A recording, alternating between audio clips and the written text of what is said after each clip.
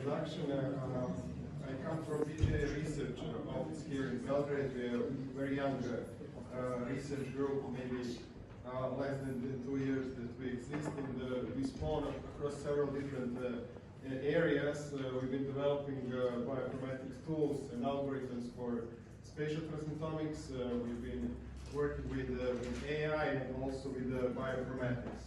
So the topic of today's presentation is bioinformatics tool used for cell type annotation for spatial transcriptomics. And in the last couple of days while speaking with you at the conference, I got the impression that spatial transcriptomics still hasn't come inside as a common method in the Serbian scientific circles, so I decided to give a few short insights about the capabilities of this method.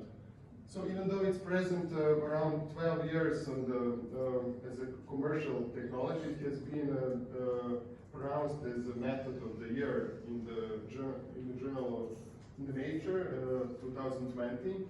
And it offers some unique capabilities compared to single-cell RNA-seq analysis. So beside obtaining the expressions of the genes from the single cell, it also provides a possibility to give the spatial position of the specific cell in the tissue.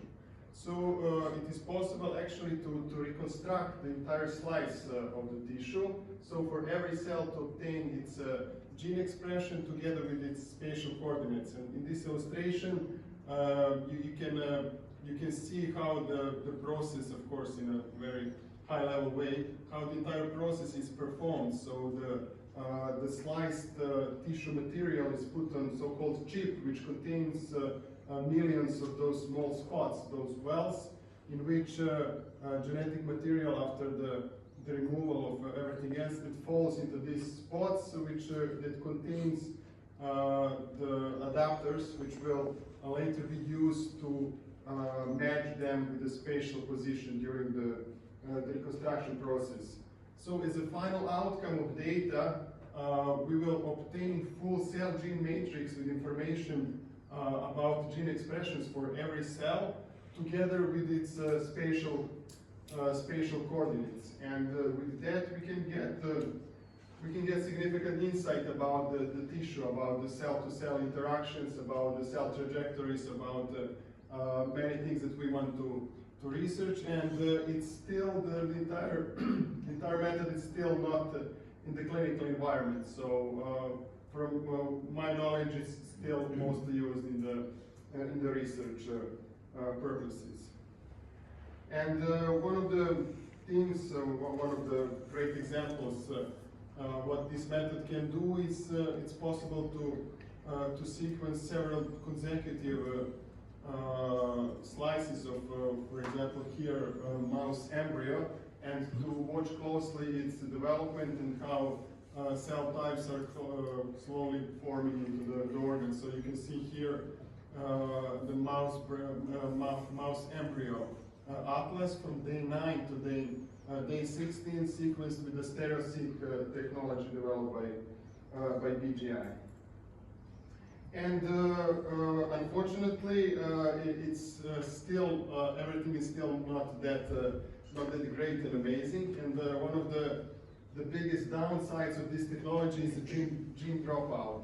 So you actually don't obtain the entire landscape of the genes for every cell, but you obtain some percentage of the genes. So let's say 20 or 30% of the genes, you get their expression, and for the rest you're not quite sure what's happening. But that is compensated by the large number of cells, and bioinformatics algorithms, they can try to mitigate this effect and still offer full insight about the tissue. So in these diagrams, you can see the relation between number of genes per cell in the single cell data and in spatial transcriptomics, and provided by these two different technologies which are currently state of the art. So the relation is in one of them it's 3, and in the other is 5.5. So we actually lose a large number of genes. One of the standard processing steps in the analysis of this type of data is cell type annotation. And with the single cell data, if you ever work with it, the common procedure for obtaining cell types for every cell in the tissue is consisted of these three steps. So firstly, we would perform unsupervised clustering on gene expression data. Then we will find marker genes using statistical tests for every cluster. And then in the third step, we will try to match these marker genes with the known cell types in the existing databases. And we will pick the cell type which has the largest number of matching genes for that cluster, and we will assign cell type to that cluster. But with the spatial transcriptomics data, with the mentioned downside, we have these gene dropouts, and we are not able to accurately determine marker genes. So they are not reliable, and we cannot make this procedure with them, and it will be inaccurate to assign cell types like this. So the proposed approach to overcome this issue is to use a single cell reference dataset coming from the same tissue, in which we have all cell types that we are planning on, that we have in the spatial transcriptomics data. So we will match a gene expression vector for every cell with the vectors from cell types present in that single cell dataset coming from the same tissue. And we can use several different methods to find for each cell the cell type which is closest to it. So here, instead of matching the marker genes, we're actually matching the gene expressions and finding the most similar one.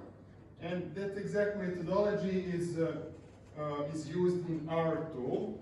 So as an input, as I said, we have a single cell reference, we call it high quality dataset, and we have spatial transcriptomics dataset at the bottom. And we use in parallel two different algorithms to make this operation. So the first one, it's based on deep learning, on the contrastive learning approach, in which we train the machine learning model on the single cell dataset with available annotations, and we will use it later as a prediction mechanism for spatial transcriptomics gene expression vectors.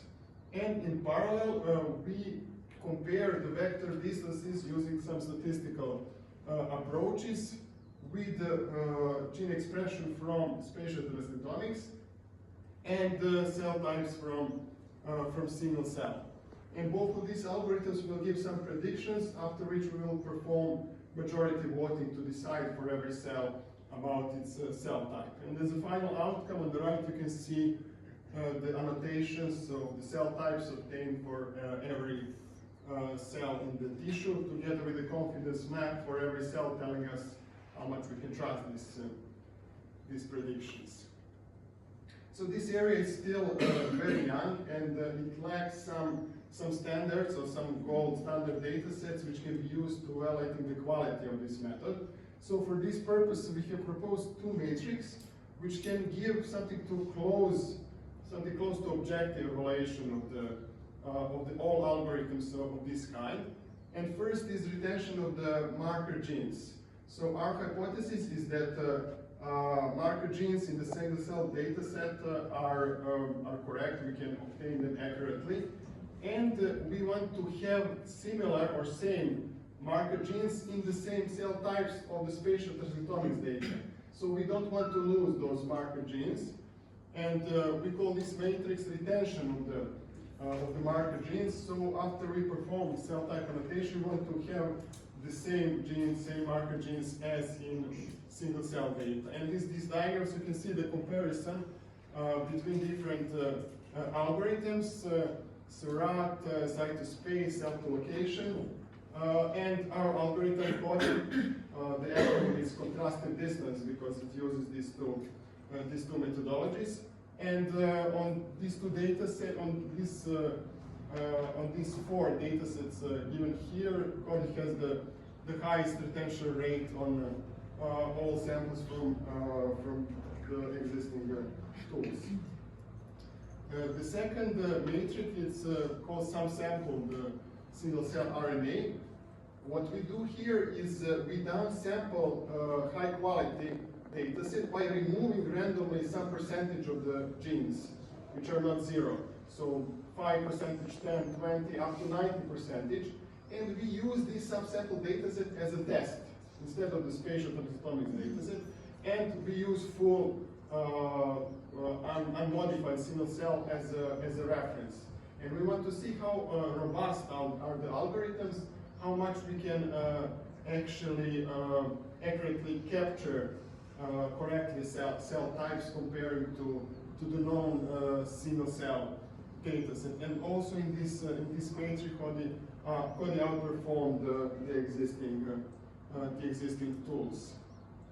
And as a conclusion, so we developed open source bioinformatics tool. You can find it, its entire code together with the manual and instructions how to run it. It's also Dockerized, so you can run it from several different environments. You don't have to install all the libraries. And as I said, we proposed these two evaluation matrices together with the data sets, and we hope they might be utilized in some of the future solutions to obtain the comparison.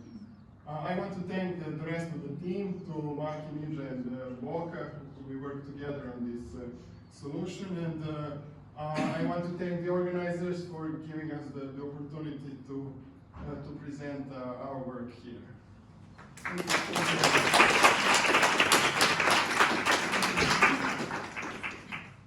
Questions from Vlada? No? Oh, perfect. Whether I understand correctly that you have to train your tool for every use. Yes, it's part of the processing steps. So we train that every time on the single cell data set. If we use the same single cell reference on several different samples, we can reuse the